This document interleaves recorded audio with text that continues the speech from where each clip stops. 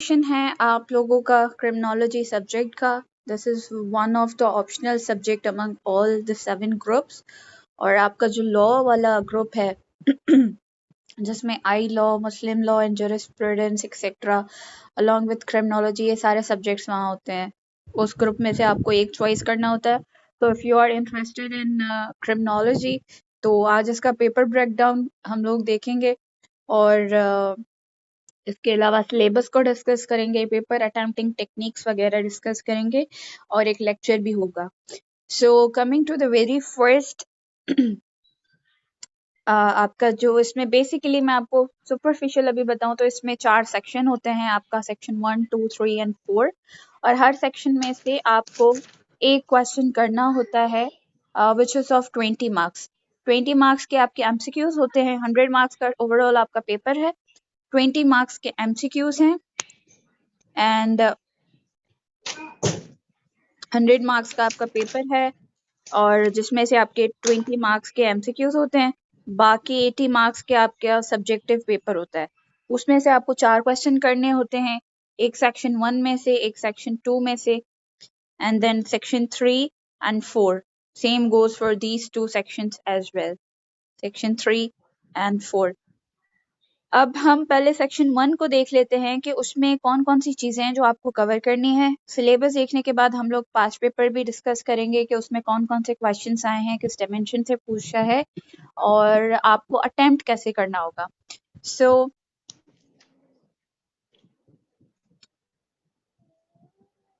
Give me a minute please.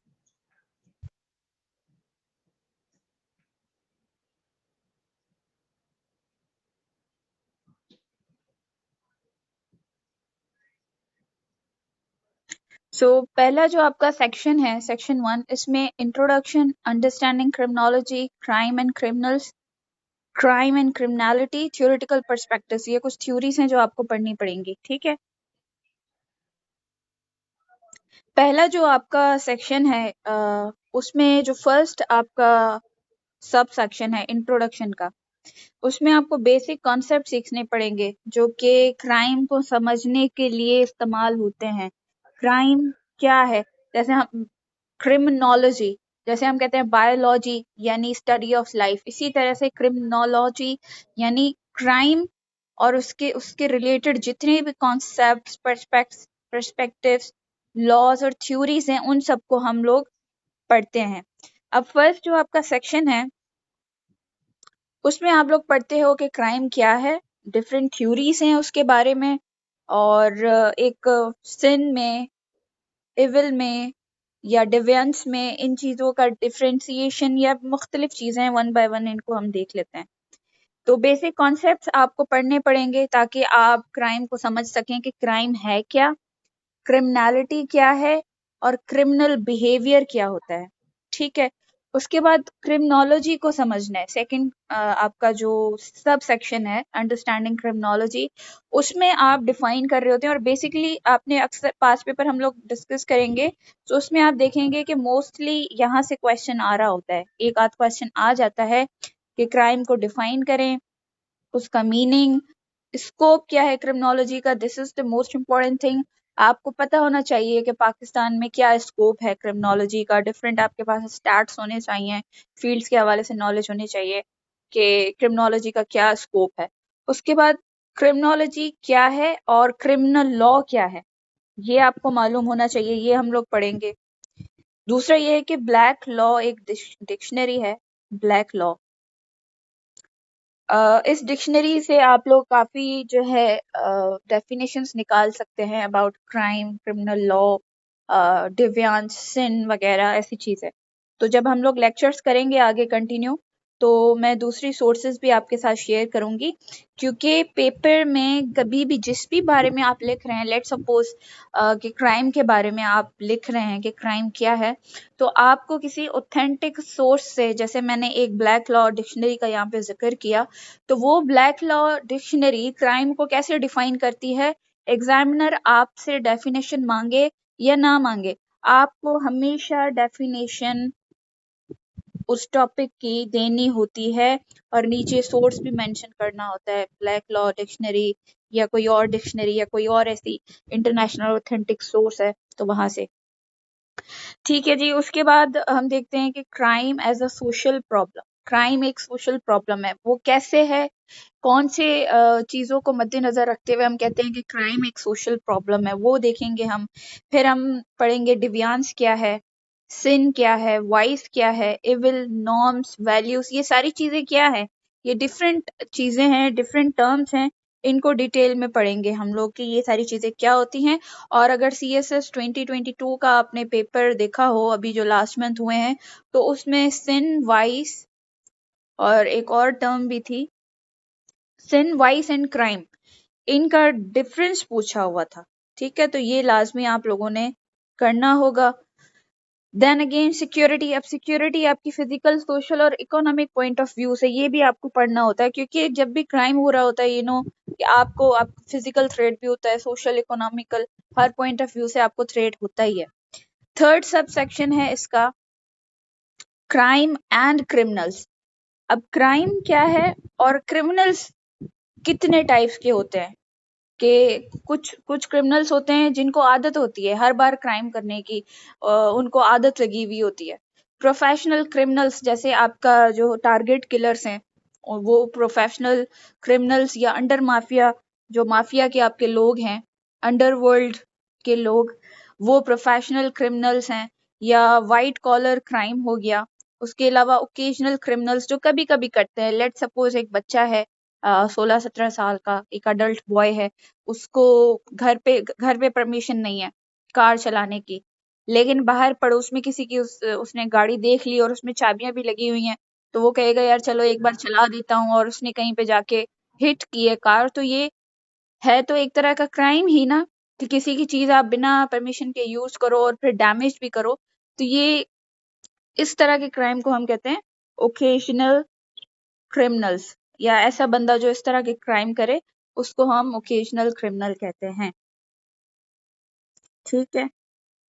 फिर जी आता है, ये तो आपके हो गए टाइप्स ऑफ क्राइम, आपसे कभी कभी पूछ लेते हैं इनमें से कभी कभी white collar crime, organised crime और कॉर्पोरेट क्राइम्स, इन तीनों का डिफरेंस पूछ लेंगे। या ये सारे टाइप्स आपको क्रिमिनल्स के करने हैं, इनकी एक्टिविटीज क्या हैं, किस इनकी कौन सी ऐसी करेक्टरिस्टिक्स हैं जो इनको हैबिचुअल या प्रोफेशनल या व्हाइट कॉलर क्रिमिनल का टाइटल उनको दिया जाता है, ये सारी चीजें हम देखेंगे। फोर्थ सब सेक्शन है इसका crime and criminality, theoretical perspectives.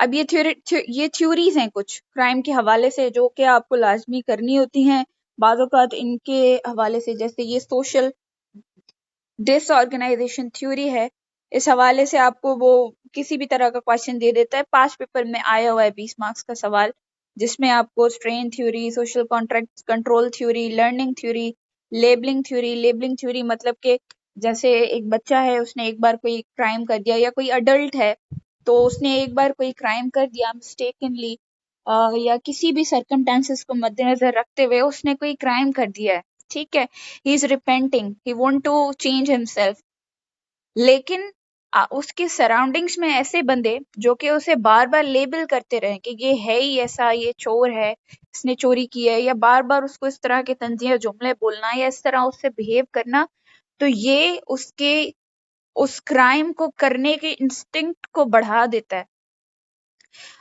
जैसे कि आपने देखा होगा कि जुवेनाइल, हम लोग जुवेनाइल सिस्टम और डेलिंक्वेंसी के हवाले से सारी चीजें डिस्कस करेंगे, तो उसमें भी आप लोग एग्जांपल दे सकते हैं कि जो बच्चे हैं, बच्चे जब क्राइम करते हैं तो कोर्ट्स जो है उनकी आइडेंटिफिकेशन को जो है हिडन रखने के ऑर्डर्स दिए होते हैं। वो किस लिए? क्योंकि अगर उनकी आइडेंटिफिकेशन हिडन नहीं होगी, सबको पता होगा कि ये बच्चा फलां बच्चा है और इसने इस तरह का काम किया है, तो वो उसे लेबल करते रहेंगे, और उससे क्या होगा, उसकी आदतों पे फर्क पड़ेगा।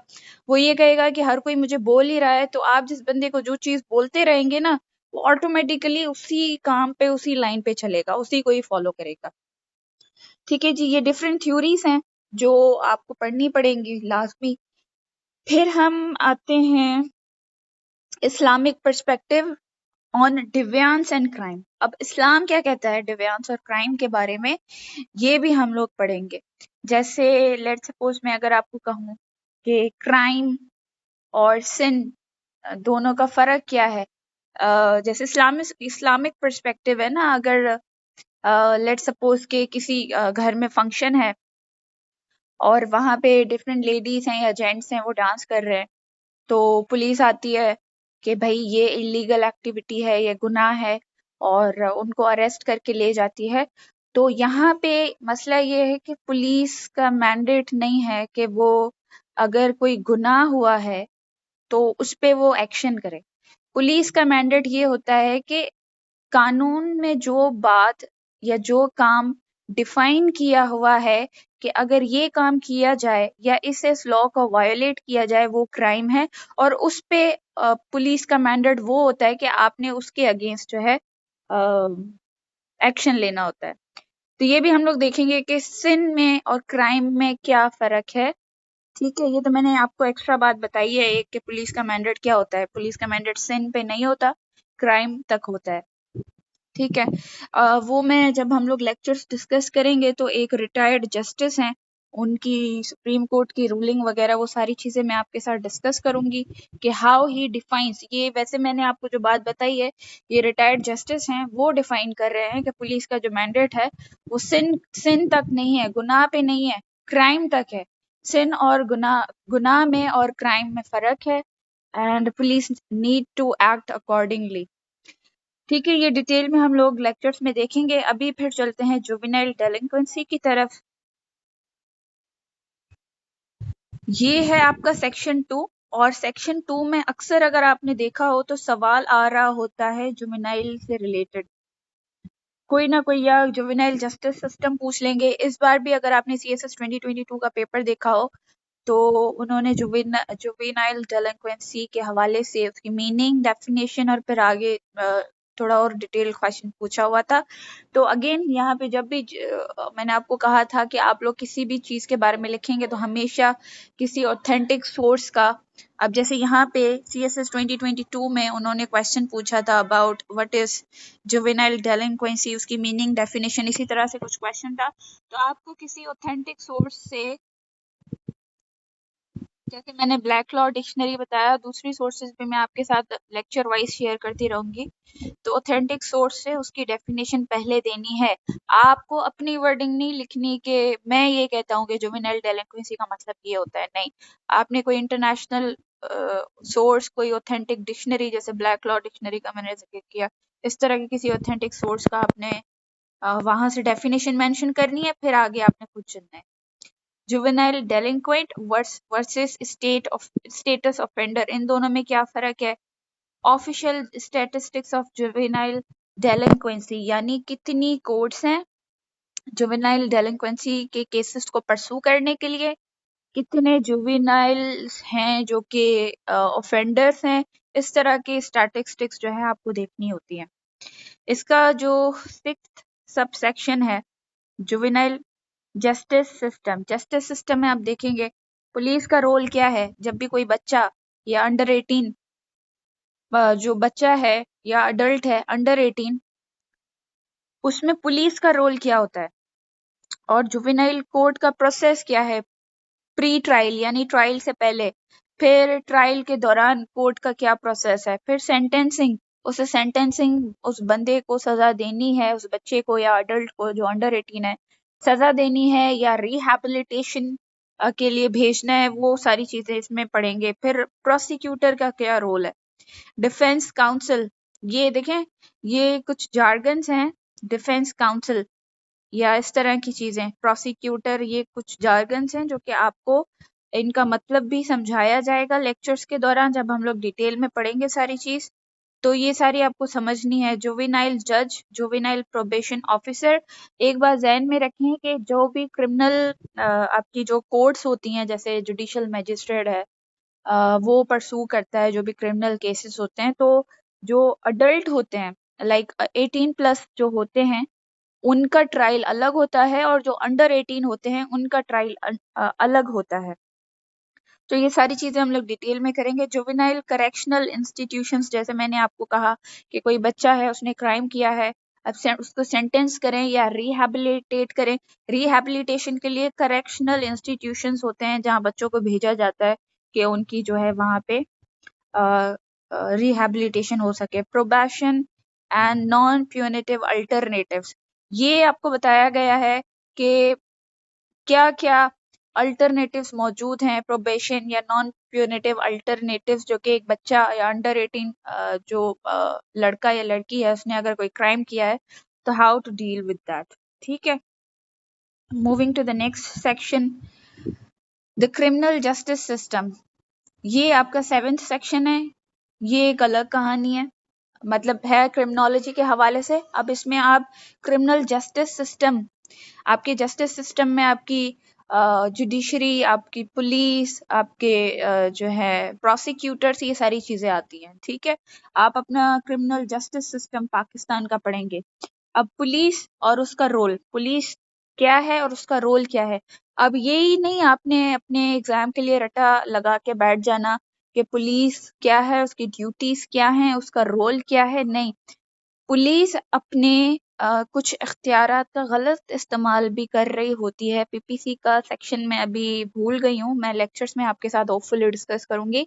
दो दो सेक्शंस हैं पीपीसी के, आई थिंक इट्स 54 और 59, अभी मैं रिकॉल नहीं कर पा रही, सॉरी। मैं आपके साथ लेक्चर में शेयर कर दूंगी।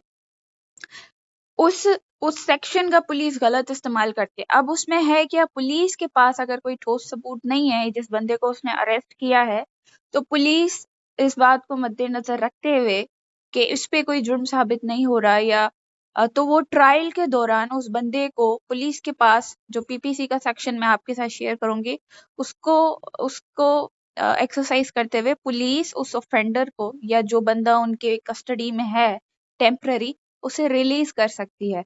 अब इस बात पे जुडिशरी का और पुलिस के आपस में जो है अनबन होती रहती है कि जुडिशरी कहती है कि पुलिस अपने इस पावर का नाजायज फायदा उठाती है या अपने मफाद के लिए या अपने जानने वालों के मफाद के लिए उसको यूज किया जाता है, मिस यूज किया जाता है। तो वो भी हम लोग देखेंगे। उसके बाद फिर है कि पुलिस का रोल क्या है, कैसे इन्वेस्टिगेशन करती है, उसकी ड्यूटीज क्या हैं। अब इश्यूज भी आपको पता होने चाहिए कि पुलिस के साथ क्या क्या इश्यूज हैं। जैसे अभी मैंने उनका अब्यूज ऑफ पावर की एक मैंने आपको एग्जाम्पल दी कि पीपीसी की फलाह सेक्शन को वो लोग अपने मफाद के लिए भी कभी कभी इस्तेमाल कर रहे होते हैं। जाहिर सी बात है, अगर उनकी किसी के साथ कोई अक्वेंटेंस है और वो बंदा ऑफेंडर भी है, तो पुलिस अपना वो सेक्शन की एक्सरसाइज को उस पावर को एक्सरसाइज करते हुए उस बंदे को रिलीज कर सकती है, ये कहते हुए कि हमारे पास उसके खिलाफ कोई ठोस सबूत नहीं है। खैर, ये डिटेल में सारी चीजें पढ़ेंगे। फिर जी हमारे पास आता है कि trial and conviction of offenders. Trial कैसे होता है, कन्विक्शन कैसे होती है ऑफेंडर्स की। अभी एक होता है ऑफेंडर, दूसरा होता है वर्ड अक्यूज्ड, तीसरा होता है कन्विक्टेड। ये हैं कुछ जार्गन्स जो कि आपको अपने क्रिमिनोलॉजी का सब्जेक्ट पढ़ते हुए तीनों का मतलब समझना होगा। ऑफेंडर वो जो किसी आपके कानून की खिलाफ वर्जी करे, वो ऑफेंडर है। उसके बाद जो बंदा पुलिस कस्टडी में है और उसका ट्रायल चल रहा है और केस चल रहा है उसके खिलाफ, अभी फैसला नहीं हुआ, तो ऐसे बंदे को अक्यूज्ड कहते हैं।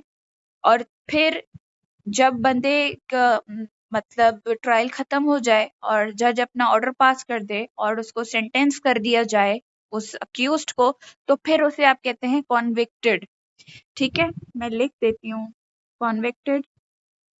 जब बंदे को सेंटेंस हो जाए, सजा मिल जाए, कॉन्विक्टेड। अंडर ट्रायल है तो आप कहेंगे उसे अक्यूज्ड। और फिलहाल पता चला है कि उसने किसी क्राइम की जो है खिलाफ सॉरी किसी लॉ की खिलाफ वर्जी की है, तो उसे हम कहते हैं ऑफेंडर। ठीक है, ये इस तरह के जार्गन्स हैं जो कि आपको समझने पड़ेंगे क्रिमिनोलॉजी का सब्जेक्ट पढ़ते हुए। फिर इसमें एजेंसीज, आपकी फॉर्मल और इनफॉर्मल एजेंसीज कौन कौन सी है, उनका रोल पढ़ेंगे। क्रिमिनल कोर्ट्स हैं, जैसे मैंने एक कोर्ट आपके पास मेंशन की। क्रिमिनल कोर्ट्स आपकी जो जुडिशियल मैजिस्ट्रेट की कोर्ट है वो भी होती है, आपकी जो सिविल कोर्ट्स। उसके अलावा हाई कोर्ट भी आपकी जो है क्रिमिनल कोर्ट्स के हवाले से प्रोसीडिंग्स वहां पे भी चलती है। क्रिमिनल कोर्ट्स कौन कौन सी हैं हम वो भी पढ़ेंगे, और उसके अलावा वहां का प्रोसीजर क्या है और प्रॉब्लम्स कौन कौन सी हैं, हम लोग ये भी पढ़ेंगे। उसके बाद प्रोसिक्यूटर्स का क्या रोल है। प्रोसिक्यूटर्स रोल ऑफ प्रोसिक्यूटर्स हम लोग वो भी पढ़ेंगे कि जब पुलिस अपनी इन्वेस्टिगेशन, इंटरोगेशन हर चीज़ कंप्लीट कर लेती है, चालान उसको जमा करना होता है, तो वो प्रोसिक्यूटर या प्रोसिक्यूशन बीच में एक डिपार्टमेंट समझ लें या मीडियम समझ लें, जो कि कोर्ट तक वो चालान पेश करेगा और उसके बाद जो है ट्रायल स्टार्ट होगा। अब प्रोसिक्यूटर्स का रोल क्या है और फिर प्रॉब्लम्स हम लोगों को क्या फेस करनी पड़ती हैं, वो भी चीज़ें हम देखेंगे। देखिए, मेन बात ये है कि आप लोग सिलेबस से उठा के रोल ऑफ प्रोसिक्यूटर्स पढ़ लेते हैं, लेकिन फिर आपको डिफरेंट स्टार्ट्स और डिफरेंट जो है इंफॉर्मेशन भी कलेक्ट करनी होगी। लाइक प्रोसिक्यूटर्स का देखें रोल इन्वेस्टिगेशन में नहीं होता। जब पुलिस इन्वेस्टिगेशन कर रही होती है किसी क्राइम की, तो प्रोसिक्यूटर्स का कोई अमल दखल नहीं होता। यही वजह होती है कि पुलिस तो अपना चालान बना के पेश कर देती है, लेकिन प्रोसिक्यूटर्स को जब आगे क्रिमिनल प्रोसीडिंग्स में, ट्रायल में जब अपना सारा कुछ प्रोसीड करना होता है, तो उनको डिफिकल्टी होती है। अगर प्रोसिक्यूटर्स का रोल हम लोग पुलिस इन्वेस्टिगेशन में थोड़ा बहुत इंक्लूड कर दें, तो बहुत अच्छा और स्ट्रांग केस जो है पुलिस बना के पेश कर सकती है कोर्ट में। उससे ये होगा कि जो क्रिमिनल है, जो अक्यूज्ड है, उसके बचने के चांसेस कम हो सकते हैं। फिर हम पढ़ेंगे प्रिजन्स। आपका प्रोबेशन और पैरोल। प्रोबेशन और पैरोल का कभी कभी डिफ्रेंसिएशन आ जाता है। ठीक है, प्रोबेशन ये है कि लेट्स सपोज प्रिजन्स तो आपको पता है जेल को कहते हैं, कि जहाँ पे जो कैदी है वो अपना टाइम वहां पे जाके स्पेंड कर रहा है, कि अगर उसको सेंटेंस हुआ है, या वैसे ही अगर वो जुडिशियल रिमांड में है, जैसे करप्शन के चार्जेस में कुछ ऑफिसर्स हैं, तो उनका नैब जुडिशियल रिमांड ले लेती है, और उस जुडिशियल रिमांड के दौरान वो जो भी अक्यूज्ड है या करप्ट ऑफिसर्स हैं, अलेज्ड करप्ट ऑफिसर्स, वो उस जुडिशियल रिमांड में प्रिजन में रहते हैं जब तक नैब अपना रेफरेंस दायर करे और उसके बाद जो है सारी कोर्ट प्रोसीडिंग्स हो। तो प्रिजन उस जगह को जहाँ पे सेंटेंस के बाद या सेंटेंस से पहले जो बंदा टाइम गुजार रहा है। उसके अलावा प्रोबेशन और पैरोल ये है। प्रोबेशन मतलब कि लेट सपोज मैं अभी जैसे कोविड की बहुत सारी और जो भी एसओपीज थी, लोग खिलाफ वर्जी कर रहे थे तो पुलिस उनको अरेस्ट कर रही थी और उनको कोर्ट में पेश कर रही थी। तो कोर्ट क्या करेगी, उनको वार्निंग दे के प्रोबेशन पे छोड़ देगी कि देखे ना, अब कोई 1000 बंदे कोविड की एसओपीज की वायलेशन कर रहे हैं, अब हमारी जेलों में इतनी कैपेसिटी नहीं है कि इतनी छोटी छोटी बातों पे हम लोगों को प्रिजन में डालें। तो उससे फिर ये है कि कोर्ट जो है उनको प्रोबेशन पे छोड़ देती है कि वो किसी इन्वेस्टिगेटिव ऑफिसर या किसी पुलिस ऑफिसर के नजर में ही बंदा रहेगा, ताकि ये दोबारा जो है वही क्राइम या वही जो है जो भी लीगल चीजें हैं उनको उनकी खिलाफ वर्जी ना करे, बस उन्हें छोड़ देती है वार्निंग देके।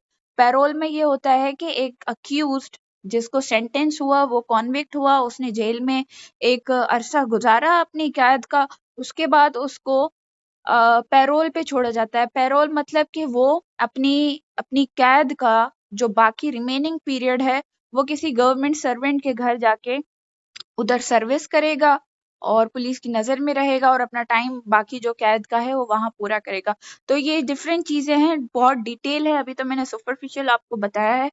जब हम लोग लेक्चर करेंगे तो फिर पैरोल, प्रोबेशन और सारी चीज़ों को पढ़ेंगे।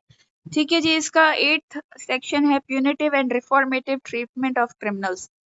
कॉर्पोरल देखिए डिफरेंट पनिशमेंट्स हैं। इम्प्रिजनमेंट, उसको जेल में डाल देना, इम्प्रिजन करना, या आप क्रिमिनल्स की रिहैबिलिटेशन के लिए उनको भेजें, या उनको कॉर्पोरल पनिशमेंट करें। तो ये डिफरेंट टाइप्स ऑफ पनिशमेंट भी हम लोग देखेंगे। ये आपके 2 सेक्शंस हो गए कंप्लीट। अब जी हम आते हैं आपके थर्ड सेक्शन पे। थर्ड सेक्शन है आपका, ये मुझे बड़ा इंटरेस्टिंग लगता है कि ये सेक्शन आपकी क्रिमिनल इन्वेस्टिगेशन, कि कोई भी क्राइम हुआ है उसकी क्रिमिनल इन्वेस्टिगेशन कैसे हो रही है, प्रिंसिपल्स क्या हैं जो कि पुलिस वालों को या जो भी डिपार्टमेंट इन्वेस्टिगेशन में मुलव्वस है उनको, वो कौन से प्रिंसिपल्स हैं जो उनको जो है फॉलो करने चाहिए। उसके बाद मैनुअल ऑफ प्री, अभी डिफरेंट टाइप्स ऑफ इन्वेस्टिगेशन है। एक आपकी प्रिलिमिनरी, फिर आपके इंटेलिजेंस ऑपरेशंस हो गए, आपकी डेटा बेस्ड इन्वेस्टिगेशन हो गई, इलेक्ट्रॉनिक इन्वेस्टिगेशन हो गई, फॉरेंसिक इन्वेस्टिगेशन। फॉरेंसिक इन्वेस्टिगेशन पे CSS 2022 में यानी लास्ट मंथ 20 मार्क्स का सवाल आया हुआ है। ठीक है जी, तो ये आपको डिफरेंट टाइप्स ऑफ इन्वेस्टिगेशन भी आपको पढ़ने होंगे कि इस तरह से इन्वेस्टिगेशन होती है। 10th इसका सेक्शन है टेक्निक्स ऑफ इन्वेस्टिगेशन। इन्वेस्टिगेशन किस किस तरह से की जाती है।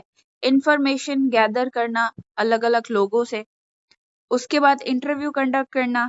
इंटरव्यू यानी आपको पता है कि जाए वकूफ पे जब पुलिस जाती है, लेट सपोज किसी का मर्डर हुआ है, जाए वकूफ पे पुलिस आती है उस एरिया को सील करना, फिर डिफरेंट लोगों से, लेट सपोज पड़ोस में किसी का मर्डर हुआ है तो डिफरेंट लोगों से वो इंटेरोगेशन करेंगे, सिक्योरिटी गार्ड से पूछेंगे कि यहाँ पे कौन सा बंदा आया था, किस वक्त आया था, किसी को आप लोग जानते हैं, किसी पे शक है। तो ये आपका इंटरव्यूइंग का प्रोसेस होता है जो पुलिस वाले करते हैं। उसके बाद इंटेरोगेशन टेक्निक्स के किसी बंदे पे अगर शक है तो उसे अरेस्ट कर लिया, अपनी कस्टडी में रखा, उससे इंटेरोगेशन की। उसके बाद एक criminal investigation and analysis.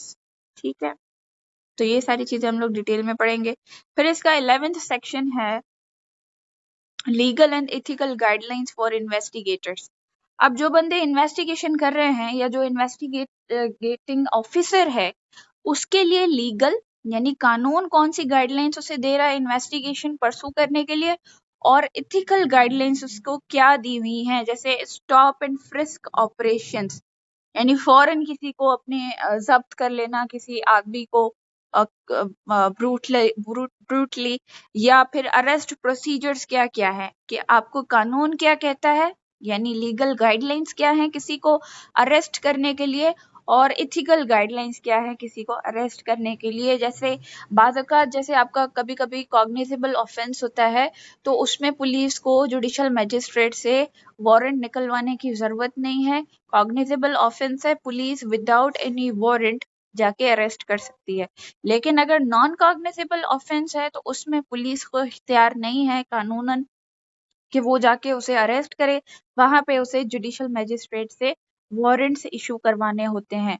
Search and seizure, search करना, सर्चिंग करना और सीजर जब्त कर लेना, उसके भी कुछ लीगल और एथिकल गाइडलाइंस हैं। आप किसी के घर में ऐसे ही ट्रेसपास करके और किसी को पकड़ के नहीं ले जा सकते, विदाउट एनी सर्च वारंट किसी के घर में आप नहीं घुस सकते।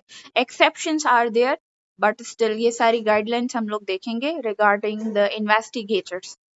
ठीक है जी, फिर आपको जो है इंटरनेशनल पुलिसिंग के बारे में थोड़ा बहुत पढ़ना पड़ेगा। जैसे इंटरपोल का तो आपने काफी बार सुना भी होगा, यूरोपोल है, यूनिसेफ है, आईपीए, ये सारी चीजें आपको देखनी पड़ेंगी कि इनका रोल क्या है।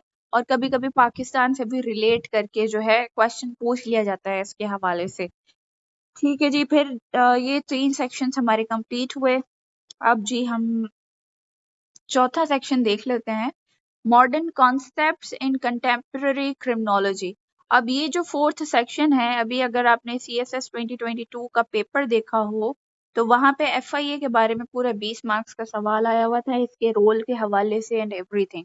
तो आपने ये जो एजेंसीज हैं, जो आपका कौमी एहतसाब ब्यूरो है यानी आपका नैब, FIA, एयरपोर्ट, ये जो ANF है आपका एंटी नारकोटिक फोर्स, ये सारी चीजें आपको जहन में रखनी होती हैं।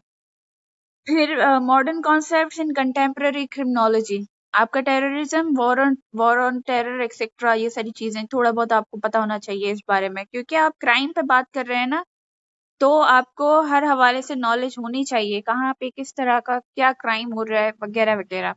कंटेम्पररी नाम ही इस सेक्शन का यही है कि मॉडर्न कॉन्सेप्ट्स क्या हैं इस वक्त कंटेम्पररी क्रिमिनोलॉजी में। Media's representation of crime, media कैसे रिप्रेजेंट कर रहा है क्राइम को और क्रिमिनल जस्टिस सिस्टम को। दूसरी आपकी मॉडर्न लॉ इन्फोर्समेंट, आपकी जो मॉडर्न लॉ इन्फोर्समेंट और क्राइम प्रिवेंशन है यानी इंटेलिजेंस लेड पुलिसिंग या कम्युनिटी पुलिसिंग है या प्राइवेट पब्लिक पार्टनरशिप एक्सेट्रा, इनको हम लोग देख लेंगे डिटेल में। Gender and crime in urban and rural Pakistan, ये एक इम्पॉर्टेंट टॉपिक है, gender and crime in urban and rural Pakistan.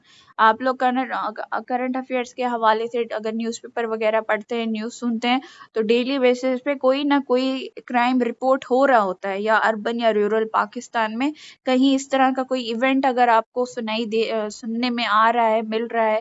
कभी इकरारुल हसन है, वो अपने प्रोग्राम्स कर रहे होते हैं जेंडर बेस्ड वायलेंस के हवाले से, काफी सारे उनके प्रोग्राम्स हैं, या न्यूज में आपको कोई रिपोर्ट सुनाई दे रही है, तो जहन में एक बात याद रख लिया करें कि यार मैं यहाँ पे इस तरह की अगर मुझसे इंफॉर्मेशन मांगी गई, तो मैं जो है ये रियल टाइम जो भी इंसिडेंट्स हैं वो मैं यहाँ पे पुट कर सकता हूँ या कर सकती हूँ।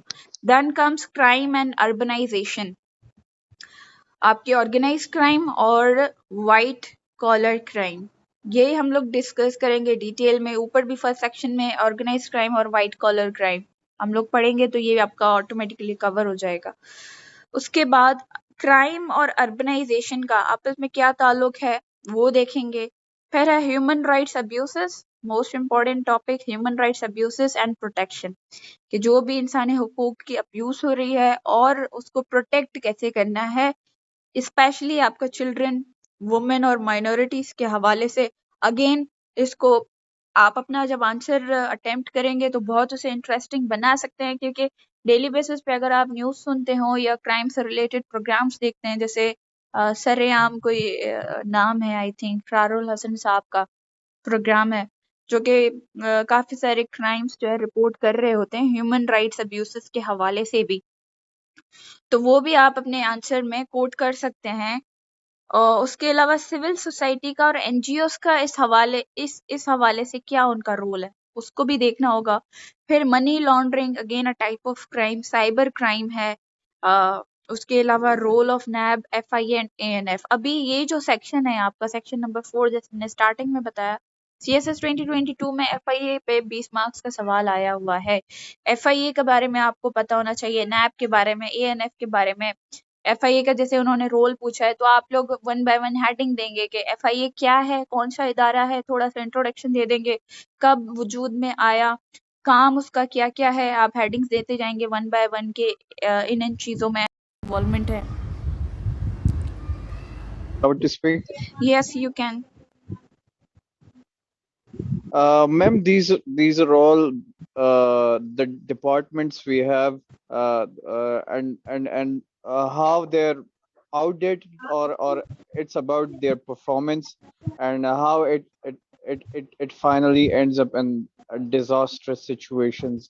And the reasons are given here, like present department.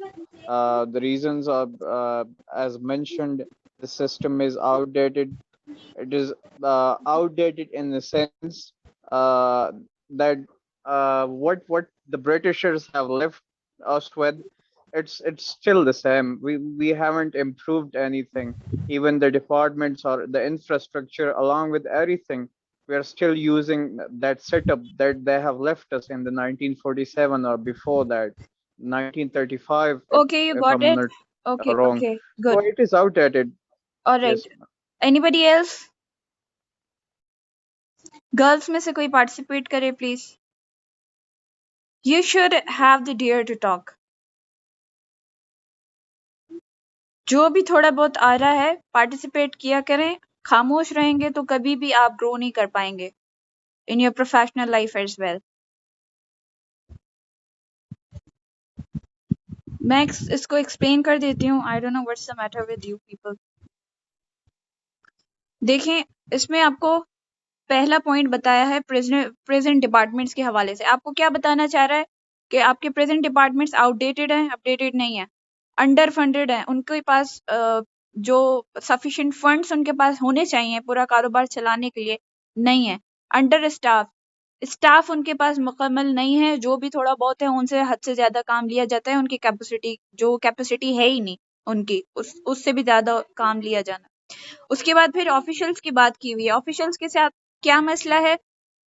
इतना मोटिवेटेड नहीं है, ट्रेनिंग नहीं है, स्किल्ड नहीं है, वो अंडर पेड है, उनको पेमेंट इतनी नहीं मिलती जितना उनसे काम लिया जाता है। तीसरा मसला क्या डिस्कस हो रहा है?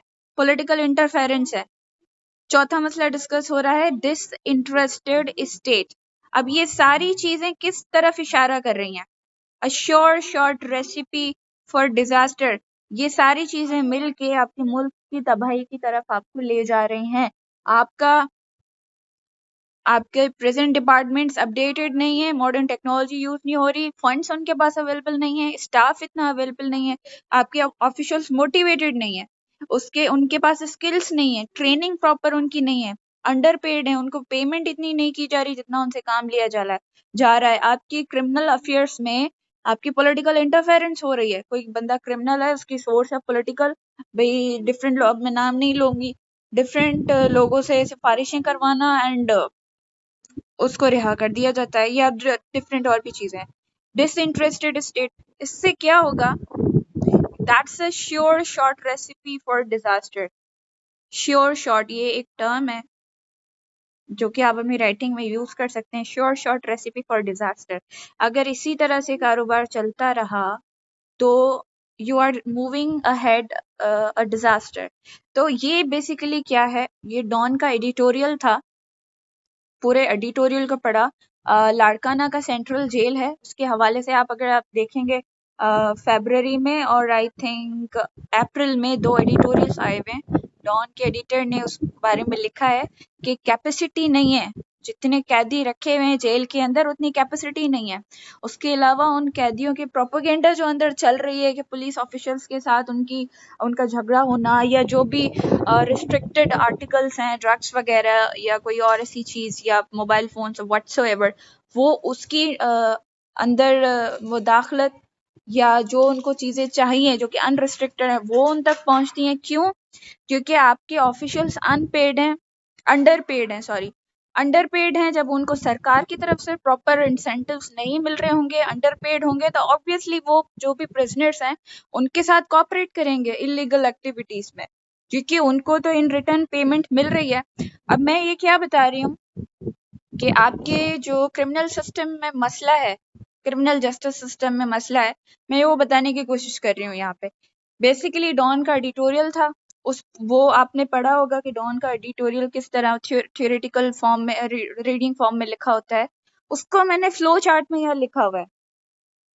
ये आपकी पेपर अटेम्प्टिंग टेक्निक है काइंड ऑफ, कि आप पूरी जो उस पे पूरा पेज आप लिख दो, बजाय के उसके आप इस तरह का फ्लो चार्ट बनाएंगे तो ज्यादा अट्रैक्टिव भी लगेगा आपके पेपर में। एंड जो आपके एग्जामिनर हैं, एग्जामिनर साहब बोर नहीं होंगे, उनको दिखाई देगा कि सामने कोई चीज मुझे एक्सप्लेन करने की कोशिश की जा रही है। मूड में नहीं होगा तो आपने जो पूरा भाषण लिखा होगा राइटिंग में वो नहीं पढ़ेगा। क्यों कोई इतनी रीडिंग करे, उसके पास टाइम ही नहीं है। कुछ 100 रुपए उसको मिल रहे होंगे कॉपी चेक करने के लिए, और आपकी वो इतनी सारी दास्तान पढ़ने के लिए फारिग तो बैठा नहीं है। तो पॉइंट इज के अगर जो भी आपके पास इंफॉर्मेशन है या इस तरह की चीजें हैं, आप अखबार से निकाल सकते हैं, पॉइंट नंबर 1। फिर क्वेश्चन जिस हिसाब से आपसे पूछा हुआ है वो नॉलेज आप कहीं पे भी इस तरह से मेंशन कर सकते हैं। कोई फ्लो चार्ट जैसे ये बना हुआ है, उसके अलावा आप ये भी कर सकते हैं। मैं आपको बना के दिखा देती हूँ, just give me a minute.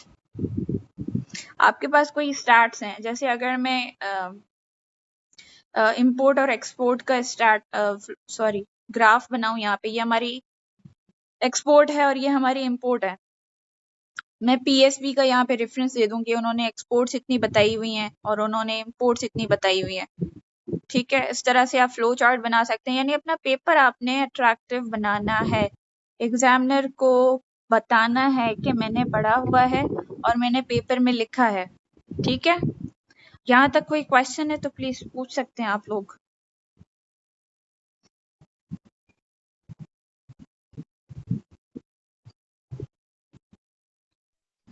No, ma'am, it's clear. What's your name?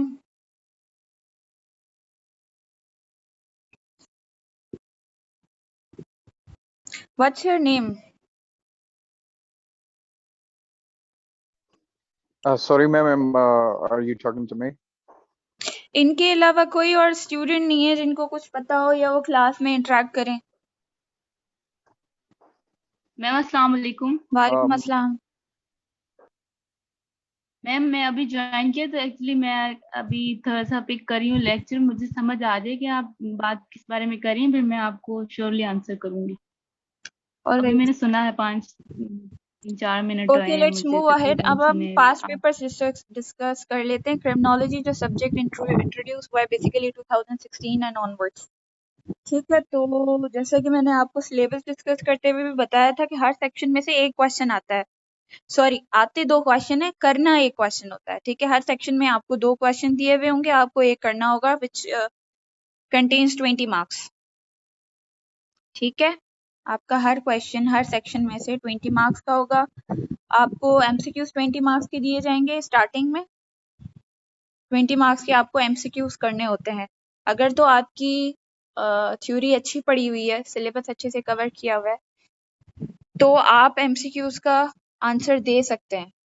अगर नहीं कवर किया हुआ, रट्टा मारने की कोई ज़रूरत नहीं. आप अपना सिलेबस को, पास्ट पेपर्स को अच्छे से अटेम्प्ट करें, समझें बातों को, and you would be apt at answering the MCQs. उसके अलावा फिर आपका सेक्शन 1 में से 2 सवाल होते हैं. इसी तरह जैसे यहाँ मेंशन है, आपको एक करना होता है. Same goes for section 2, 3 and 4. ठीक है, अब ये 2016 का पेपर है. इसमें आप देखें, explain the nature and importance of criminology in detail.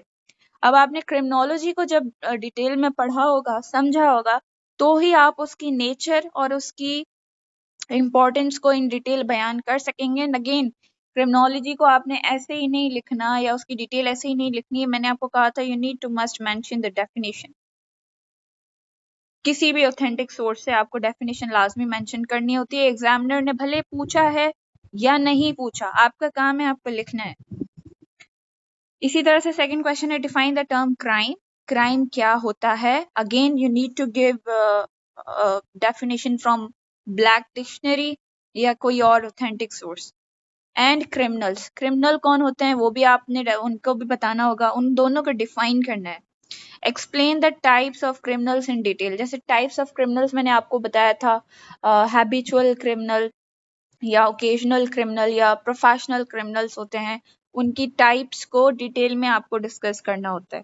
ये 2016 का. अब इन दोनों में से आपने एक ही क्वेश्चन करना होगा. Same goes for section 2, 3 and 4. एक बात अगर आप नोट करें,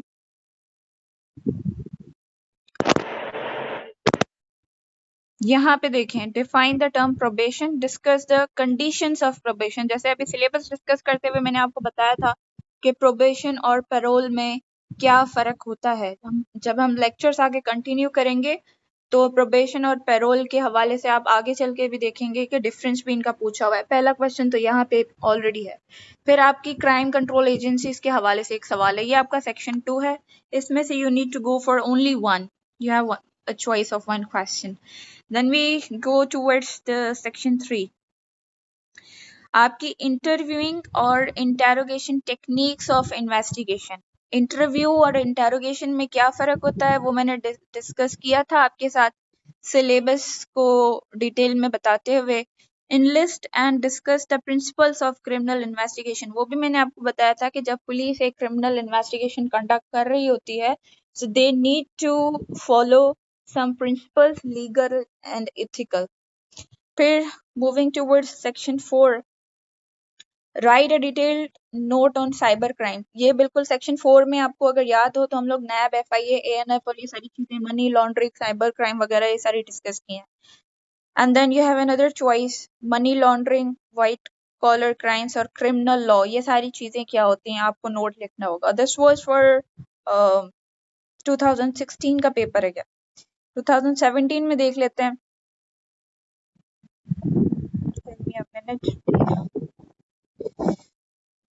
सेक्शन 1 में आपको क्वेश्चन दिया हुआ है कि right a critical note on the increasing importance of criminology. अब मैंने आपको वही कहा था कि आपको क्रिमिनोलॉजी का स्कोप और उसकी इम्पोर्टेंस पाकिस्तान में क्या है वो आपको मालूम होना चाहिए.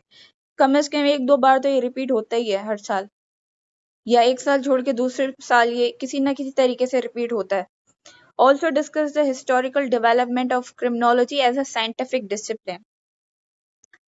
Then moving towards the next question, enlist the criminological perspectives.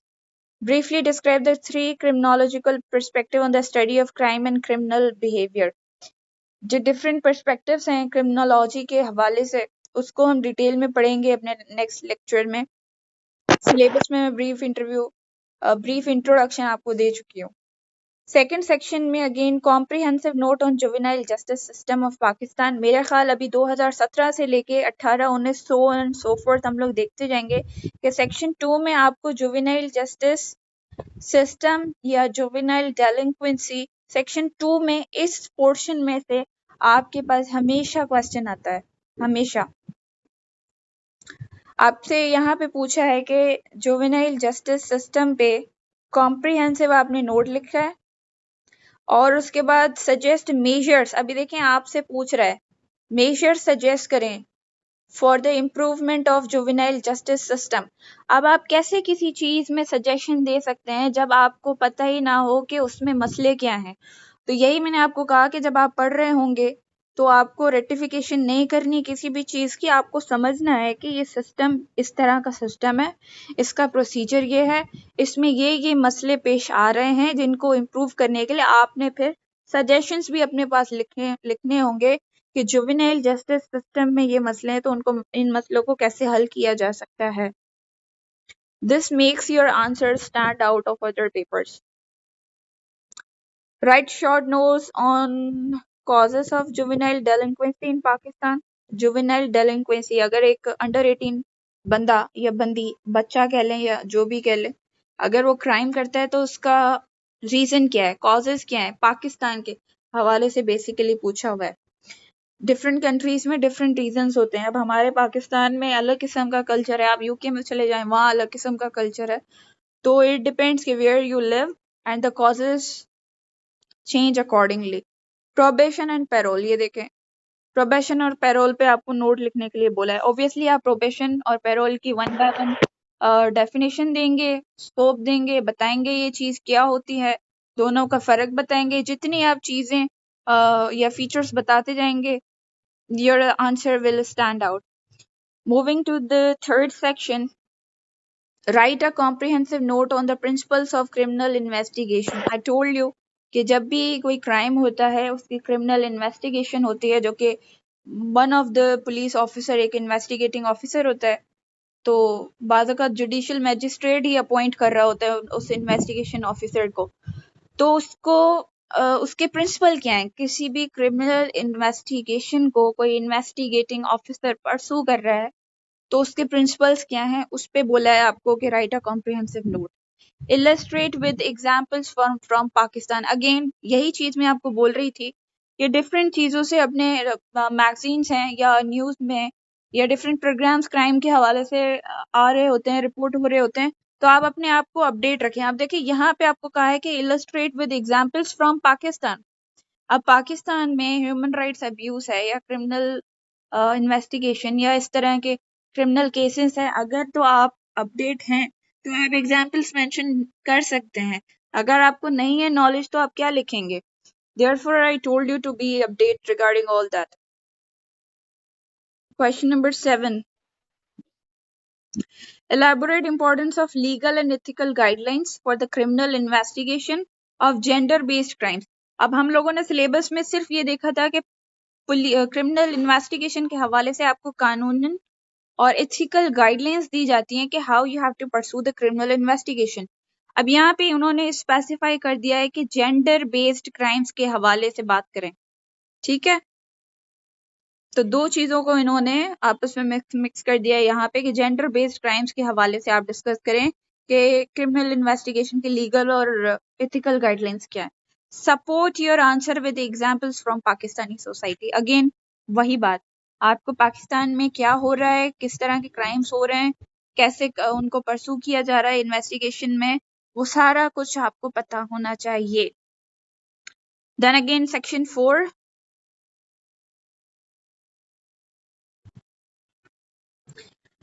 write a critical note on the role of law enforcement agencies. Rule of law enforcement agencies का पे आपको क्रिटिकल नोट लिखना है। क्रिटिकल मीन्स कि आपको उनका हिस्ट्री, बैकग्राउंड, प्रेजेंट सिचुएशन, उनकी working, जो मसले मसाइल हैं वो, problems, solution to the problem, everything you have to mention. हम कहते हैं ना क्रिटिकल एनालिसिस, तो वो क्या होता है कि आप बता रहे होते हैं कि कोई काम हुआ क्यों हुआ, कैसे हुआ, किसने किया, किसके अगेंस्ट हुआ, ये सारी चीजें। आगे वे फॉरवर्ड क्या है, ये सारी चीजें आप देख रहे होते हैं। ठीक है, और भी डिफरेंट क्वेश्चंस हैं, वो डिपेंड करता है कि आपके क्वेश्चन की नेचर क्या है और and how you need to proceed. ठीक है जी, write note on money laundering in Pakistan. अब देखिए, हर बात में आपको कह रहे हैं कि पाकिस्तान के बारे में आपसे पूछ रहे हैं, money laundering in Pakistan, gender and crime. अब सिंपल आपको बोल दिया है जेंडर एंड क्राइम, आगे आपको कुछ नहीं कहा कि इसके बारे इनको कोरिलेट करे या क्या करे, वो आपको खुद अपनी कारीगरी वहां दिखानी है कि आप कैसे लेके चलते हैं क्वेश्चन को। ये 2017 का पेपर यहाँ कंप्लीट हुआ, मूविंग टूवर्ड्स 2018। अगेन 20 मार्क्स का सवाल आपसे पूछा हुआ है, क्रिमिनोलॉजी को डिफाइन करें। लाजमी आपने यहाँ डेफिनेशन देनी है, लेकिन अपनी नहीं, किसी ऑथेंटिक सोर्स की। Discuss the scope of criminology in Pakistan. Again same question repeat हुआ है जो कि पहले भी रिपीट हुआ था। फिर आपसे पूछ रहे हैं what is the Islamic perspective on crime and punishment, explain your answer with help of proper examples. ठीक है जी, इस्लामिक पर्सपेक्टिव जो लास्ट में हमने देखा था सेक्शन 1 में। देन सेक्शन 2 से आपके पास सवाल है कि व्हाट इज जुवेनाइल डेलिंक्वेंसी। अब आपसे पूछा है जुवेनाइल डेलिंक्वेंसी क्या है, आपको पहले ऑथेंटिक डेफिनेशन देनी है किसी ऑथेंटिक सोर्स की कि वो जुवेनाइल डेलिंक्वेंसी को कैसे एक्सप्लेन करता है। Explain the nature, extent and causes of juvenile delinquency in Pakistan. Again आपको पाकिस्तान के हवाले से बताना है कि नेचर क्या है जुवेनाइल डेलिंक्वेंसी का। जुवेनाइल डेलिंक्वेंसी यानी अंडर 18 अगर बंदा क्राइम कर रहा है तो उसके रीजंस क्या क्या हैं, ये सारी चीजें आपको डिस्कस करनी है। That's a 20 marks question. Moving ahead, what is the Islamic perspective, oh sorry we have discussed it already। Section 3 की तरफ चलते हैं। अभी यहाँ पे एक क्वेश्चन आपसे इन लोगों ने पूछ लिया है कि trace back the history and development of police organization in Pakistan. तो आपको डिफरेंट जो एक्ट्स हैं पुलिस के हवाले से, 2001 का मुशर्रफ के ज़माने में, 1861 वाला, और डिफरेंट चीज़ें आपको वो हिस्ट्री सारी मेंशन करनी होगी पुलिस ऑर्गेनाइजेशन के हवाले से।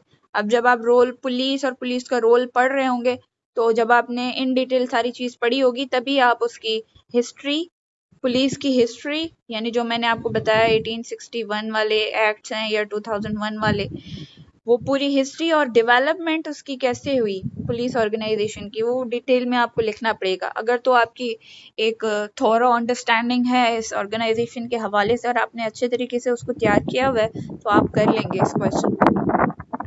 देन सेक्शन 3 में आपसे पूछा है कि क्रिमिनल इन्वेस्टिगेशन क्या है। आपके पास कोई ऑथेंटिक डेफिनेशन है, पहले वो दें लाजमी, उसके बाद आप बताएं, अपने आर्ग्यूमेंट्स दें क्रिमिनल इन्वेस्टिगेशन क्या होती है। एंड अगेन की प्रिंसिपल्स आपसे पूछे हुए क्रिमिनल इन्वेस्टिगेशन के।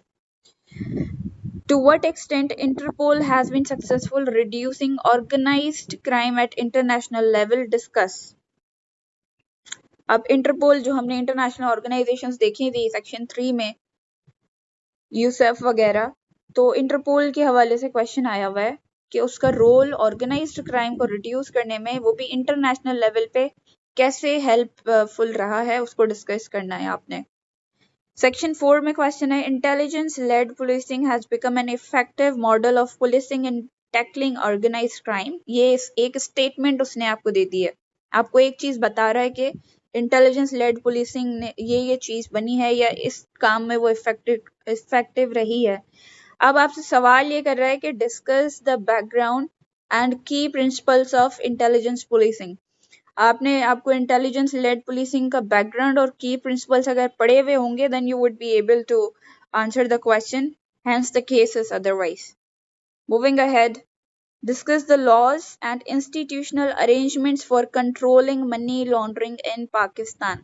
अगेन ये एक अप्लाइड क्वेश्चन है, आपको लॉ पढ़े हुए होंगे बुक से, इंस्टीट्यूशनल अरेंजमेंट्स वो कह रहे हैं कि लॉज और जो इंस्टीट्यूशनल अरेंजमेंट्स हैं मनी लॉन्ड्रिंग को कंट्रोल करने के लिए वो डिस्कस करें। इसमें आप अपने सजेशंस भी दे सकते हैं कि ये जो हैं पॉइंटर्स आपने मेंशन किए हैं कि ये लॉज हैं और इंस्टीट्यूशनल अरेंजमेंट्स हैं, इनमें फिर प्रॉब्लम्स ये हैं क्योंकि आप लोग ब्यूरोक्रेट्स हैं। हम लोगों को अपनी कंट्री के लिए ऐसे ब्यूरोक्रेट्स चाहिए जो कि प्रॉब्लम्स को समझ रहे हैं और उनके पास सॉल्यूशंस हों। हमें रट्टा मारने वाले ऑफिसर्स नहीं चाहिए, ये बात ज़हन नशीन कर लें। तो जब आप एग्जामिनर को बताएंगे, एग्जामिनर ने आपसे पूछा है डिस्कस द लॉज, आपको लॉज डिस्कस करने हैं, फिर आपको इंस्टीट्यूशनल अरेंजमेंट्स डिस्कस करने हैं। किस हवाले से? मनी लॉन्ड्रिंग को कंट्रोल करने के हवाले से।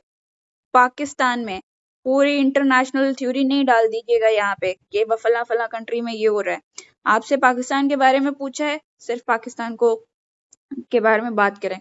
फिर आपने हेडिंग देनी है, जो भी उस वक्त सर्कमस्टेंसेस है उस हवाले से आपने बताना है कि ये प्रॉब्लम्स हैं। मैं ये सोचता हूँ कि अगर ये स्टेप्स हम लोग फॉलो करें तो इन प्रॉब्लम्स को ओवरकम किया जा सकता है। एज आई टोल्ड यू कि हमें अपनी कंट्री के लिए ब्यूरोक्रेट्स चाहिए जो हमारी कंट्री में मौजूद प्रॉब्लम्स को सॉर्ट आउट कर सकें। जी 2019 का पेपर डिस्कस कर लेते हैं।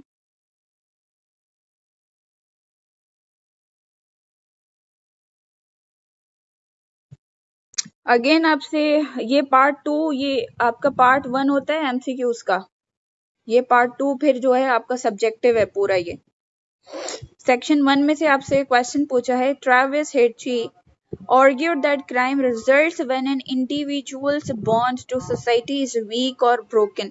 ये हम लोग थ्योरीज पढ़ेंगे ना, तो उसमें ये स्टेटमेंट है कि एक बंदा है जिसका सोसाइटी के साथ बॉन्ड स्ट्रांग नहीं है, वो ज्यादा वल्नरेबल होता है क्राइम करने के। ये उन्होंने एक सिंपल सी स्टेटमेंट दी है, आपको बताया है। अब आपसे सवाल क्या कर रहे हैं, discuss in detail what this theory of social bonding explains about crime.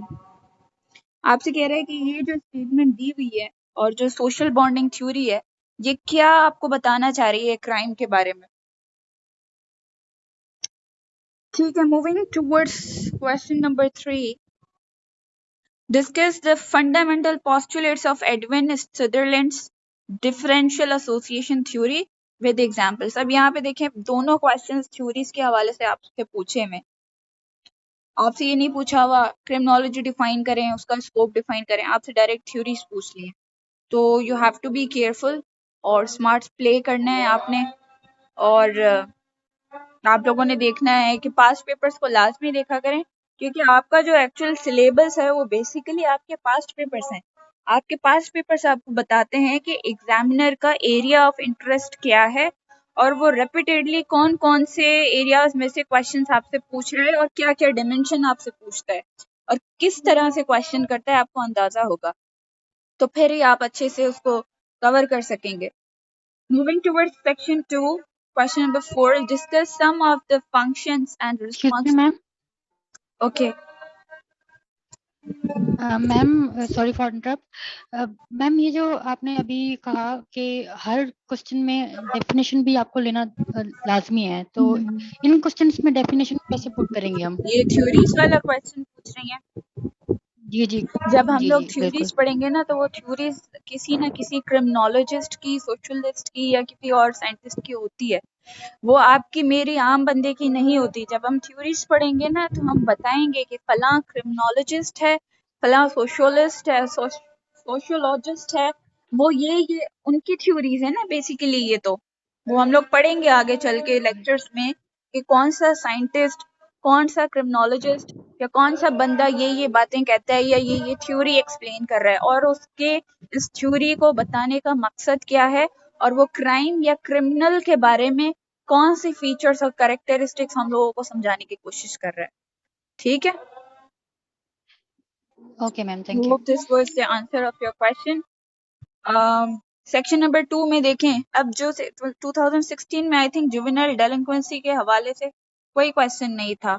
उसके बाद रिपीटेडली अगर आप देखें तो सेक्शन 2 में आपके पास या तो जुवेनाइल डेलिंक्वेंसी या जुवेनाइल जस्टिस सिस्टम के हवाले से कोई ना कोई क्वेश्चन आपसे एग्जामिनर पूछ रहा है।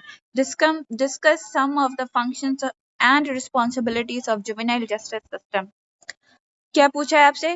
फंक्शंस और रिस्पॉन्सिबिलिटीज। अब आपके पास कीवर्ड है डिस्कस।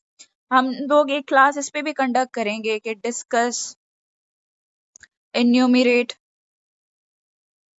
इलैबोरेट, इन कीवर्ड्स का मतलब क्या होता है। या आपसे कभी कभी सवाल पूछता है क्रिटिकली एनालाइज, तो इसका मतलब क्या होता है और आपको सवाल को कैसे लेके चलना है, एक क्लास हम लोग इस पे भी रख लेंगे। इन कीवर्ड्स का मतलब क्या होता है, इन कीवर्ड्स में से आप कौन से कीवर्ड वाला क्वेश्चन उठाएंगे जिसको इस तरह डिस्कस करना होगा और आपके नंबर किस में ज्यादा और किस में कम आ सकते हैं, इस पे भी एक क्लास रख लेते हैं। तो आपसे कह रहा है बेसिकली कि functions and responsibilities of juvenile justice system आपको डिस्कस करनी है। फिर आपसे सवाल कर रहा है, do you believe that juvenile justice has played its role in prevention of juvenile crimes in Pakistan. आपका जो जुवेनाइल जस्टिस सिस्टम है, क्या आपको लगता है कि वो इस चीज में कामयाब हो गया है कि जुवेनाइल क्राइम्स की में रिडक्शन हो गई है या उसको प्रिवेंट कर पा रहा है? अब ये इस बात का जवाब आप कैसे देंगे? आपके पास लाजमी कोई ना कोई स्टैट्स होंगे।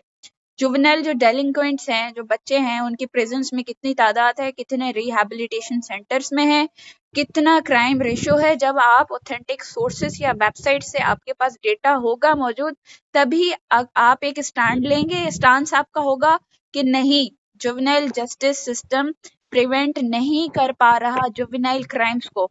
आपका लेट सपोज ये स्टांस है, तो आप कैसे प्रूव करेंगे? जाहिर सी बात है, आप स्टैटिक्स देंगे कि फला फला वेबसाइट पे या फला फला बंदे के या फला न्यूज़पेपर में इतने क्राइम्स रिपोर्ट हुए, इतने बच्चे जेलों में हैं, इतने बच्चे रिहैबिलिटेशन सेंटर्स में हैं, एक्सेट्रा एक्सेट्रा।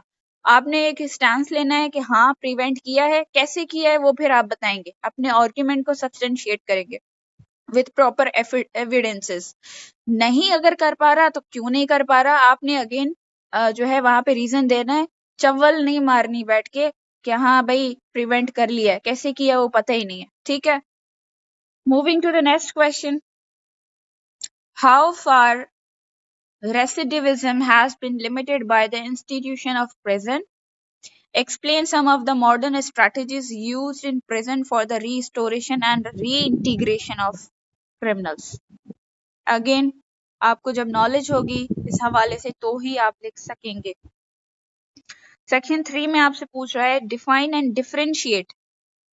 ये बड़ा इंटरेस्टिंग टॉपिक है, एक मिनट।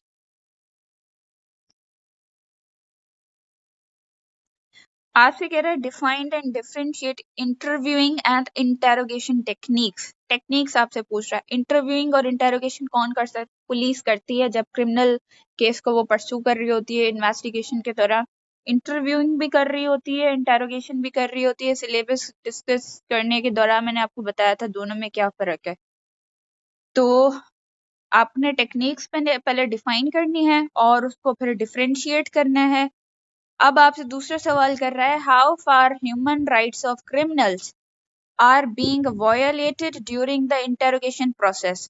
अभी अगर आपको याद हो तो हमने कहा था कि कुछ लीगल और एथिकल गाइडलाइंस दी जाती हैं किसी भी इन्वेस्टिगेशन को कंडक्ट करने के लिए।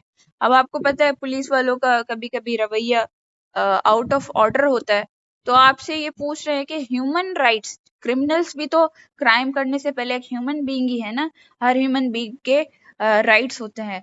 इसी तरह से क्रिमिनल्स के भी राइट्स होते हैं। अगर उन्होंने कोई क्राइम किया है या जो भी है अक्यूज्ड है वो, तो उसको पूरा पूरा राइट है कि वो अपना ट्रायल परस्यू करे या जो भी कानूनी कार्रवाइयाँ होती है तो वो अपनी तरफ से भी पूरी एफर्ट कर सकता है। क्रिमिनल्स हैं इसका मतलब ये नहीं है कि आप उनके साथ किसी भी तरह का बदतरीन और वायलेंट बिहेवियर रखें। तो अब आपसे ये पूछ रहा है कि how far human rights of criminals are being violated during the interrogation process. अब अगर आपको पूरी चीज पता होगा कि इंटेरोगेशन पुलिस कैसे कंडक्ट करती है और उनका क्रिमिनल्स के साथ किस तरह का बिहेवियर होता है, तभी आप यहाँ पे डिफाइन कर सकेंगे ना कि पुलिस या जो भी इन्वेस्टिगेशन ऑफिसर है वो क्रिमिनल्स के साथ इस तरह का बिहेवियर करता है, hence this can be considered as human rights violation of a criminal. ठीक है, अगेन आपके इसमें भी रियल लाइफ एग्जांपल्स आप दे सकते हैं, आपको कोई केस पता हो अपने पड़ोस अपने। अब अगेन इसमें अगर आपको कोई रियल लाइफ इवेंट मालूम होगा तो उसकी एग्जांपल देके आप बता सकते हैं कि किस तरह human rights of criminals are being violated. Moving to the question number 7, how the forensic science is a helpful tool in the modern day for determining and detection of violent crimes. ठीक है, जब आपको forensic investigation और इस हवाले से सारी information होगी, then you would be able to answer this question. Excuse me. अब हम लोग उसको जब डिटेल में पढ़ेंगे, इलेक्ट्रॉनिक फॉरेंसिक और हर तरह की इन्वेस्टिगेशन डिफरेंट टाइप्स हैं वो हम लोग पढ़ेंगे, तो you would have idea about it. आपका last section, cyber crime is increasing at national and international level. ये आपने उसने आपको एक स्टेटमेंट दी है कि ऐसा हो रहा है।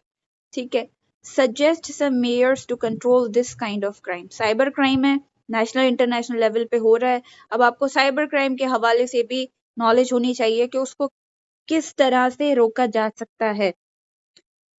Question number 9, how do violent crimes affect social fabric of Pakistan. जो भी आपके वायलेंट क्राइम्स है आपके सोशल फैब्रिक ऑफ पाकिस्तान को कैसे अफेक्ट कर रहे हैं, पहले आपने इसका आंसर देना है। फिर आपसे पूछ रहा है discuss some of the modern policing strategies for prevention and control of the violent crimes in Pakistan. अब पुलिस को और इस टाइप के क्राइम को लिंक करके आपने बताना है कि वो कैसे प्रिवेंट कर सकते हैं। सो 2019 तक हमने डिस्कस कर लिए हैं सारे पेपर्स, और 2022 का भी मैं टाइम टू टाइम आपको बताती जा रही थी। तो I think this was enough for today. अगर किसी का कोई क्वेश्चन है तो आप लोग पूछ सकते हैं। Class is open for questions. Hello, ma'am. Yes Ma'am, I had a question, या if I'm allowed to. Yes you are. Ma'am, actually, I have opted political science, and as you know, it kind of coincides, or somehow it is kind of it crosses the path with a philosophy. Like most of the course, you get to cover it in political science, but they say that it's hard to secure good marks in philosophy. So now I'm reluctant about criminology and philosophy. Somehow I was interested for years in philosophy. I kind of know the terminologies and somehow the concepts of philosophy and the philosophers, but I want to secure good marks. So somehow I'm still tilted toward criminology too. So ma'am, what would you suggest, please? What's your name and native language? Ma'am, I'm Qasim Khan from KP Mardan, and Pashto is my native language, ma'am. All right, can you understand Urdu as well? Yeah, ma'am. Okay, Definitely, yes. basically, first of all, I would like to answer the first part of your query, which is Western or Muslim philosophers, you need to get a lot of marks in that, and if one is unable, he or she won't be bearing with good marks. So that's not true. आपके जो western और मुस्लिम philosophers हैं वो आपका political science paper 1 में only section 1 है, और which consist of 40 marks only. आपको 2 क्वेश्चंस अटेम्प्ट करने होते हैं। Rest is something else. वो Yes, ma'am. आपके उसमें आपके थोड़ा सा आईआर भी है, फॉरेन पॉलिसी है, आपके डिफरेंट जो है गवर्नेंस, गवर्नमेंट का स्ट्रक्चर, आपके 18th amendment, there is a variety of topics. अब ये बात देखना कि Yes, ma'am. वैसे फिलोसफर्स हैं और उनको अच्छा नहीं किया तो मेरा स्कोर अच्छा नहीं आएगा, दैट्स नॉट द केस। आपके फिलोसफर्स सिर्फ और सिर्फ आपके सेक्शन 1 तक महदूद हैं, वो आपके वेस्टर्न फिलोसफर्स हों या मुस्लिम फिलोसफर्स हों। पेपर 1 पॉलिटिकल साइंस पेपर 1 के Yes. पार्ट्स हैं, आपके फिलोसफर सिर्फ सेक्शन 1 तक महदूद हैं, which contains only 40 marks. You need to attempt 22 questions only. तो पहली बात Yes, तो ma'am. ठीक है, वो आप अपना कॉन्सेप्ट क्लियर कर लें इस हवाले से। दूसरा ये है कि क्रिमिनोलॉजी में कोई फिलोसफर नहीं है। You are saying that you are reluctant to opt criminology just because of the reason कि you are unable or you have no interest in reading and philosophers. तो that's not the case. criminology में कोई philosopher Actually, नहीं है, सिर्फ एक sorry, छोटा सा sorry, ma'am. पोर्शन है। Let me complete. छोटा सा पोर्शन है जिसमें Okay, आपको ma'am. कुछ थ्योरीज पढ़नी पड़ेंगी एंड ऑब्वियसली आप क्राइम की स्टडी कर रहे हो ना, क्राइम और उसके हवाले से एक वास्ट अमाउंट ऑफ टॉपिक्स है जो कि आपको पढ़ने हैं। क्राइम क्या है, पहले जो Yes, ma'am. सोशियोलॉजिस्ट थे या जो क्रिमिनोलॉजिस्ट थे वो उसको कैसे डिफाइन कर रहे हैं, या क्रिमिनल्स की कौन कौन सी कैरेक्टरिस्टिक्स को मद्देनजर रखते हुए वो क्रिमिनल्स के फीचर्स बता रहे हैं। Obviously you need to study them. Yeah, ma'am.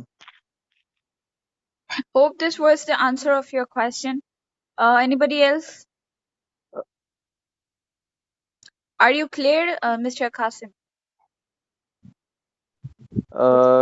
Ma'am, actually, I want to rephrase my question. Am I allowed to? इजाजत है अगर मैं आपको जी जी। मैम मैं कहना चाह रहा हूँ कि पॉलिटिकल साइंस मैंने ऑप्ट किया है। पॉलिटिकल साइंस में आपको पता होगा जितने फिलोसफर्स हैं, और मेरी फिलॉसफी के साथ रग़बत भी रही है, मतलब कॉलेज टाइम से। I somehow read them the philosophies of Plato, Aristotle हो गया, जितने भी हो गए, तो मैं इनसे थोड़ा सा वास्ता पड़ा है। और फिर मैं लिटरेचर का स्टूडेंट हूँ, तो ये एग्जिस्टेंशलिज्म एंड अब्सर्डिज्म ये चीज़ें भी मेरे सामने से, मतलब कि थोड़ा बहुत मुझे जानकारी है इन टर्मिनोलॉजीज की, इन फिलॉसफीज की, या जो स्कूल ऑफ थॉट से मुख्तलिफ। तो मैं I am sure about political science as optional. मैं ये पूछना चाह रहा हूँ मैम कि फिलॉसफी मेरे लिए काफ़ी इजी है, काफ़ी ज़्यादा इजी है, क्योंकि मैं पहले से बहुत ज़्यादा मानूस हूँ फिलॉसफी के साथ। Then what's मगर the ये issue? कहा जाता है कि फिलॉसफी में मार्क्स लेना मुश्किल हो जाता है as compare to criminology. How so can you I say want that? To grab, I want How can you say that? ये एक्चुअली मैम मैं आपसे यही कंफर्म करना चाह रहा हूँ कि मैं ये सुनता आ रहा हूँ ऑनलाइन, जो जितने मेरे ख्याल में जो सेल्फ स्टडी का यूट्यूब चैनल है या जिनसे मैं मिलता आ रहा हूँ, देखिए तो मुझे मिस्टर यही कासिम, मशवरा देते हैं कि जी आप ज्यादा कंफ्यूज नहीं हो। जितना ज्यादा लोगों को आप सुनेंगे उतना कंफ्यूज होंगे। आपकी कंफ्यूजन सिर्फ और सिर्फ यस तब मैम, दूर होगी जब आप खुद मॉक एग्जाम में बैठें, एक बार पॉलिटिकल साइंस का पेपर दें, see how much you are scoring. दूसरों को नहीं सुने, क्योंकि दूसरों का पोटेंशियल, उनकी एफिशिएंसी, उनकी अप्रोच डिफरेंट है। आपका potential, efficiency and approach is something different to everybody. तो how can you compare yes ma'am, yourself with others? और दूसरे दूसरे तो आप जितना लोगों को सुनेंगे उतना कंफ्यूज होंगे। पॉइंट इज कि खुद बैठे हैं एग्जाम में, एग्जैक्टली, अटेम्प्ट करें, एक मॉक एग्जाम दें, okay ma'am, and you will get to know कि how you are competent enough to get a good score in political science. All right? Okay ma'am, thank you ma'am. Sure. Okay. Anybody else? Ma'am critical analysis के बारे में थोड़ा अगर बता सकें कुछ, कि किसी भी क्वेश्चन की क्रिटिकल एनालिसिस कैसे करें, जी मैं टैकल आपको कैसे बताती करें, हूँ। उनके जो ठीक है, वर्ड्स होते हैं। ठीक है, मैं आपको बताती हूँ। एक एग्जाम्पल दूंगी ताकि आप लोगों को समझ आ जाए। आपकी एक जमीन है, कोई आपके नाम पे थी या आपके फादर के या दादा के नाम पे थी, और कुछ इश्यूज हुए कि उनकी डेथ हो गई या जो भी है, मुख्तियार कार्ड जो है उसने जो खाते होते हैं वो तब्दील किए, किसी की सिफारिश सुन के झूठी सिग्नेचर वगैरह करके, और आपकी प्रॉपर्टी किसी और के नाम कर दी। कुछ साल बाद आप लोग बड़े होते हैं और आपको पता चलता है कि भाई आपकी इतनी प्रॉपर्टी थी, हमारे दादा या अब्बू इतने छोड़ के गए थे, और वो किसी और के नाम पे है। और फिर आप लोग क्या करेंगे, आप सिविल सूट फाइल करेंगे कोर्ट में कि ये हमारी प्रॉपर्टी है, ये हमारे पास एविडेंसेस हैं, ये हमारे वाले साहब थे, ये हमारा बेफॉर्म है, ये हमारी प्रॉपर्टी के कागजात हैं, so on and so fourth. ठीक है, अब आप उस वक्त क्या सोचेंगे, आपने क्या सोच के केस फाइल किया है, आपको बैकग्राउंड पता है। अब मैंने आपको एक केस आपके सामने रखा है। अब मेरा आपसे सवाल है, आप पूछ रही हैं क्रिटिकल एनालिसिस क्या है। अब आपने क्या सोच के केस फाइल किया है? आपको बैकग्राउंड पता है कि हमारे दादा की अब्बा की जमीन थी? आपको बैकग्राउंड पता है कितने एकड़ थी, कहाँ पे थी, किसके नाम थी, कैसे ट्रांसफर हुई? आपको पूरा बैकग्राउंड पता है। प्रेजेंट सिचुएशन आपकी क्या है? आप चाह रही क्या है, क्या करना चाह रही हैं? आपको वो वापस चाहिए, लेकिन उसमें प्रॉब्लम्स क्या आ रही हैं? किसी और ने गलत तरीके से इलीगली अपने नाम करवा लिया और उसमें जो ऑफिशियल्स हैं, आपको पता है कि ये लोग इन्होंने इस मफाद के लिए या पैसों के लिए हमारी प्रॉपर्टी किसी और के नाम कर दी है, जो मुख्तियार का बेसिकली मुख्तियार कार खाते वगैरह बनाते हैं रेवेन्यू डिपार्टमेंट। वो एक अलग डिटेल है, ज्यादा मैं उसको नहीं जाऊंगी डिटेल में। अब आप क्या सोच रही हैं? आपको पता है कि बैकग्राउंड ये है, हमें प्रॉपर्टी चाहिए, आप जो चाह रही हैं वो आपको पता है। दूसरी बात, अब जो आप करना चाह रहे हैं या आपकी जो चीज है वो आपको क्यों नहीं मिल रही। तीसरी बात, आपको पता है क्यों नहीं मिल रही। कौन इसके पीछे है, आपको वो पता है। किसने काम किया और क्यों किया। अगर इलीगली ट्रांसफर की है प्रॉपर्टी, क्यों की, उसको क्या फायदा था। फ्यूचर भी आपको पता है कि आपको प्रॉपर्टी चाहिए। अब फिर उसके सॉल्यूशंस भी आपको पता हैं कि हमारे पास ये एविडेंसेस हैं। अगर हम इस तरह से केस को परस्यू करें या अपने एडवोकेट को गाइड करें, या हमारे पास ये एविडेंसेस हैं, ये सारे उनके खिलाफ और हमारे फेवर में एविडेंसेस हैं, हमें फ्यूचर में, आपका फ्यूचर के बारे में आपने सोचा हुआ है कि हमें अपनी जमीन वापस चाहिए, कैसे चाहिए, किससे चाहिए, क्यों चाहिए, ये इतने सारे जो सवाल हैं और उनके जवाब आपके पास मौजूद होते हैं। This is critical analysis. क्यों हुआ? पहले तो आपका सवाल है क्या हुआ है, आपकी प्रॉपर्टी इलीगली ट्रांसफर कर दी गई है। क्यों हुआ? लालची थे आप लोग, बच्चे थे, आपको पता नहीं था। जिस ऑफिसर ने की उसको भी पैसों की लालच थी। क्यों का जवाब आ गया। अब क्या रिक्वायरमेंट है? रिक्वायरमेंट ये है कि आपको अपनी प्रॉपर्टी वापस चाहिए।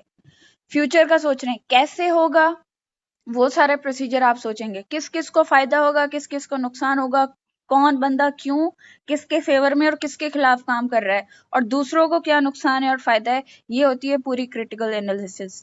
ये तो मैंने आपको सिविल कोर्ट के हवाले से, एक प्रॉपर्टी के इशू के हवाले से बताया है। इसी तरह से जब आप ग्लोबली देखते हैं, अपना करंट अफेयर्स में आप देखते हैं कि यूएस ने अगर सैंक्शंस लगाई हैं रशिया पे, उसका रशिया की इकोनॉमी पे और दूसरी कंट्रीज की इकोनॉमी पे ग्लोबली क्या असर पड़ रहा है। यूएस ने सेक्शंस क्यों लगाई, रशिया को क्या मसला आएगा, रशिया ने बैकअप प्लान क्या बनाया है। इस तरह से आप सोचते हैं डिफरेंट पैरामीटर्स को। This is critical analysis. और क्रिटिकल एनालिसिस सिर्फ और सिर्फ तब बिल्ड होंगे जब आप ज्यादा रीडिंग करेंगे। अब रीडिंग में ऐसा नहीं कि कोई वो प्यार मोहब्बत वाला नोवेल उठा के आप बैठ जाएं, वो नहीं पढ़ना, उससे नहीं होगी आपकी क्रिटिकल एनालिसिस। वो आपने कोई फॉरेन अफेयर्स का, रशियन टाइम्स का, सीएफआर का, डॉन में कोई एडिटोरियल पढ़ लें, ओपिनियन पढ़ लें, या फॉरेन जो आपके हैं मैगजीन्स हैं, फॉरेन अफेयर्स का मैं हमेशा प्रेफर करती हूँ, आई लाइक इट। बड़े उनके क्रिटिकल एनालिसिस और बहुत अच्छे एनालिसिस दिए होते हैं।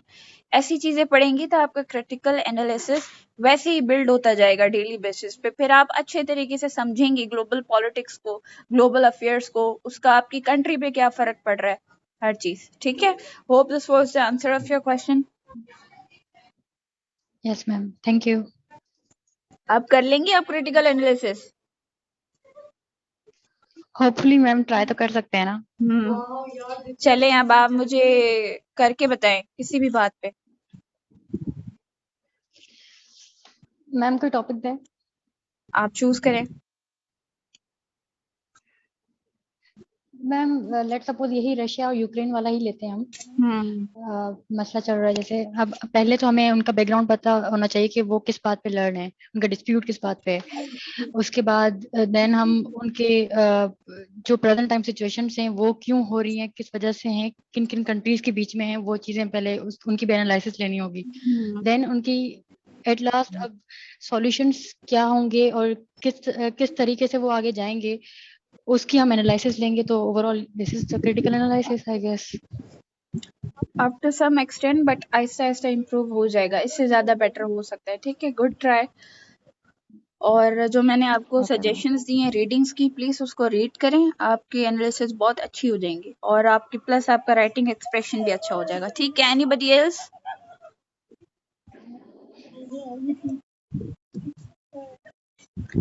किसी को क्वेश्चंस है तो काइंडली पूछें, otherwise I need to wind up the class now. Ma'am एक लास्ट चीज कि ये पास्ट पेपर जितने भी हैं ये शेयर हो सकते हैं? बेटा हर चीज ऑनलाइन भी अवेलेबल है और अगर आपको ना मिले तो मैं आपके साथ शेयर कर दूंगी पीडीएफ फाइल 2022 तक। Okay okay, thank you ma'am. जी, एनीबडी एल्स?